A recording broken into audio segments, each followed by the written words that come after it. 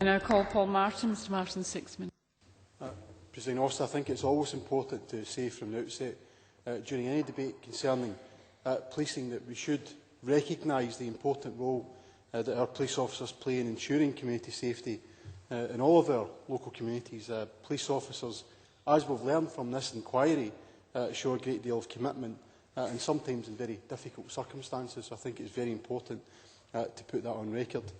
In respect of this inquiry, I think it's been recognised that this has been a useful opportunity to highlight how we can improve the delivery of policing resources in our local community, and I want to refer to a number of key areas which the committee, in a constructive way, did refer to.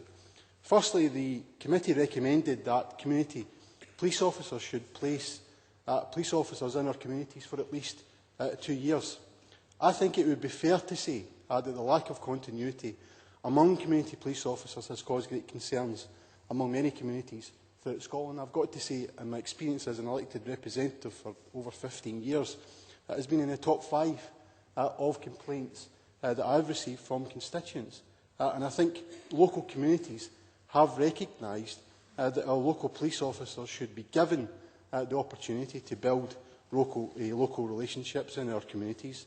And such relationships are impossible to continue if there is a high turnover of community police officers.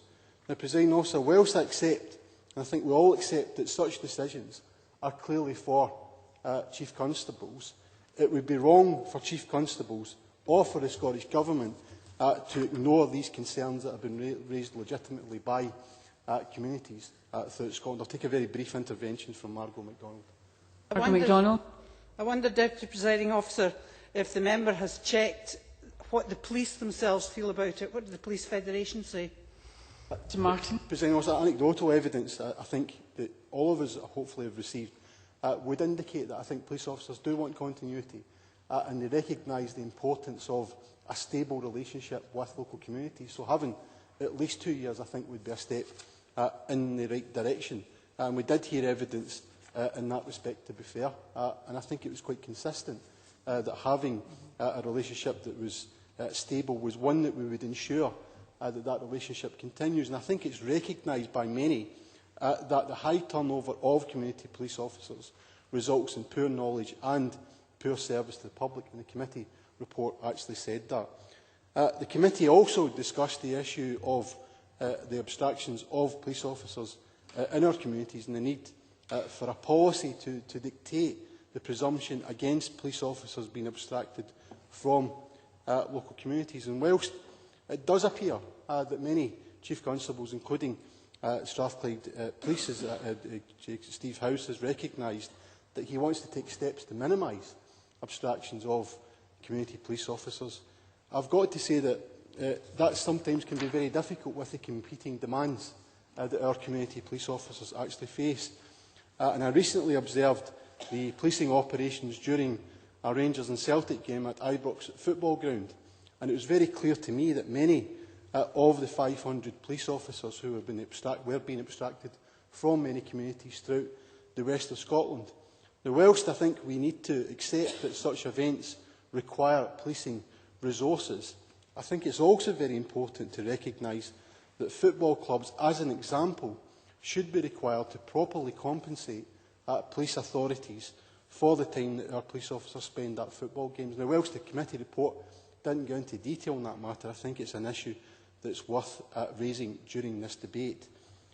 There can be no doubt, Presiding Officer, that sharing good practice across police forces is the way forward. And we heard many examples of good practice from several police authorities throughout Scotland. But I've got to put on record, and I think it's important to recognise, that there was virtually no evidence to advise us how those police officers actually shared good practice amongst the various police forces. And I think this is an area where perhaps an intervention from the Cabinet Secretary to ensure that good practice is shared across the various police forces. I would welcome that brief. We have an inspector of the constabulary. That is clearly why it was established long before my tenure of office. The purpose of the constabulary is to ensure that we do opportunity for review and that good practice is shared. That said, as I say, it's not simply a matter of as if you're forcing matters. It is a matter clearly where also police should be learning. But I do believe that carrot and stick approach is working.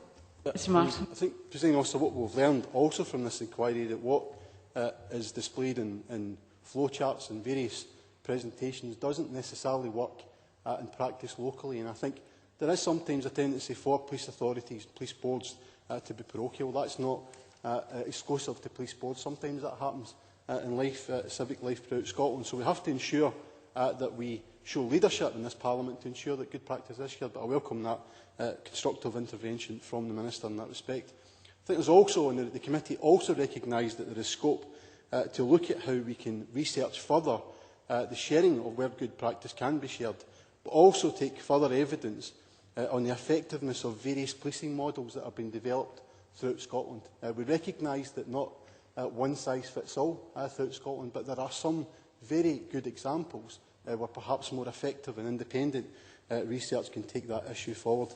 Presiding Officer, in the short time left to me, can I say, in respect to police numbers, can I say in conclusion, we are clear in these benches that this government gave a commitment to delivering 1,000 more police officers than the 16,236 officers that they inherited in May 2007. We will ensure that they are held to account in respect of that promise, and I think it's very important to recognise that if these policing models are to be successful, then the government should be held to account in that particular commitment. Now calling John Lamont. Mr Lamont, 6 minutes. Thank you, Deputy Presiding Officer. The Scottish Conservatives welcome the Justice Committee's report on community policing.